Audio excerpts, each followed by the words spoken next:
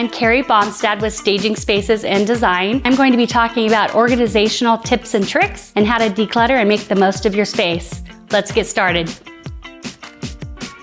Here we are at the linen closet. You usually have more items than you need. First step would be to keep the best and donate the rest. Typically, you only need 2 to 3 sheet sets per bed and 2 bath towels per person. Here we're demonstrating different storage options. You can use the small baskets for your hand towels and wire baskets for different size sheet sets. And you can use the larger baskets for extra pillows and throws.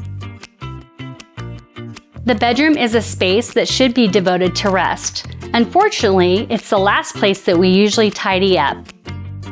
A good way to go about this would be to put your clothes away after every load of laundry, whether that be placing them in the dresser or hanging them in the closet. This is also a good time to donate the items you no longer use.